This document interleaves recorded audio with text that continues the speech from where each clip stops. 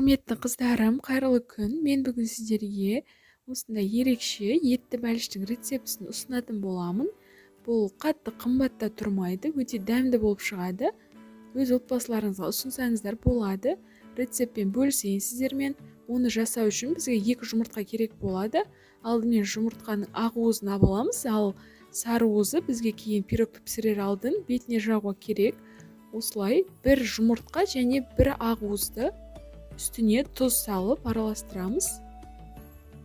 Одан кейін ерітілген сармайды салып, үстіне жылы суды құямыз. Су жылы болған жақсы, қамыр жұмсақ шығу үшін.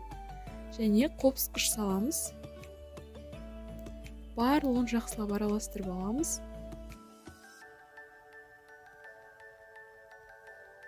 Енді ұнды салып, жұмсақ етіп, әдемілеп қамыр илеп аламыз қолымызбен.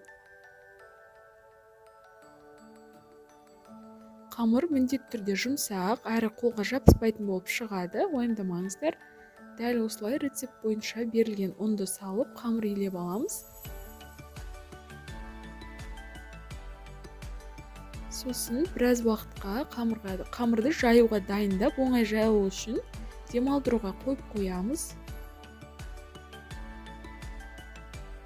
Дайын болған қамырымызды 2 бөлікке бөлеміз. Бір бөлігі бетіне тұрғандықтан біреу кіші, біреу үлкенірек болу керек.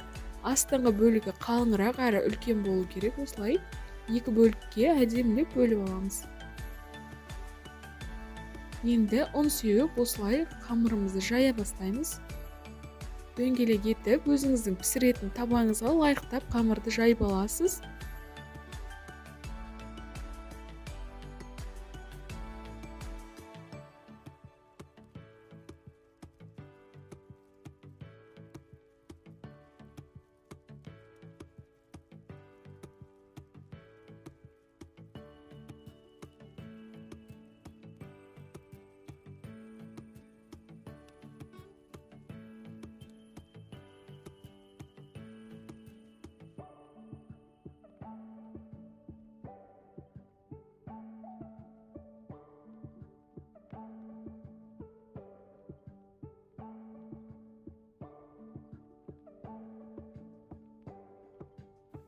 Пісіретін ыдысымызға пергамент қағазын төсеп аламыз. Одан кейін пирогтың астыңғы бөлігін осылай жайғастырып қойып қоямыз. Енді үстелдің үстіне кішкене ұн сеуіп, келесі қамырға кірісеміз. Бұл пирогтың үстіңгі беті.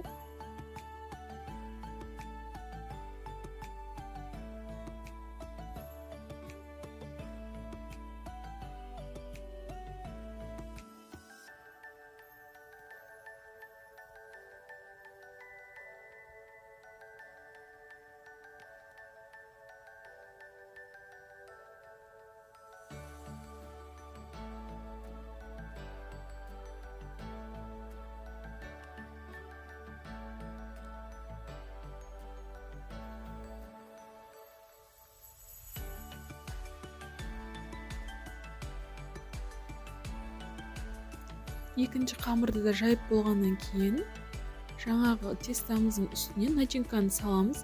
Қыздар, бұл жерде айта кететін жайт, бұл пирогты пешке сразу салғаннан кейін қамыры піскесіміз аламыз ғой, ал ішіндегі начинкасы піспей қалуы мүмкін.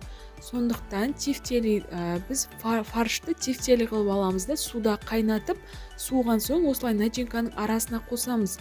Ал асқабақ пен пияз міндетті түрде пісіп шығады. Сондықтан дәл осылай алдымен фаршты тефтели қылып қайнатып алғаннан кейін ғана ішіне саласыздар.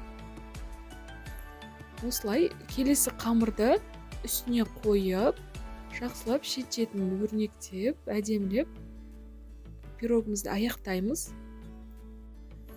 Енді бетіне жұмыртқа жағамыз. Жұмыртқа жағып болғаннан кейін мак пен күнжітті қолыңызға араластырып алып, бетіне сеуіп шықсаңыздар, өте әдем болып шығады. Енді біздің дайын болған пирогымызды пеште қызарып піскенше пісіріп аламыз.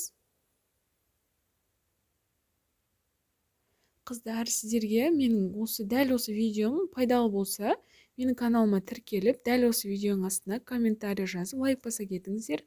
Менің еңбегімді бағалап, тіркелу кнопкасына басуды ұмытпаңыздар. дәл осы рецептпен жасап көріңіздер, сіздерге кеңесім өте дәмді болып шығады. Ал сіздерге ас болсын.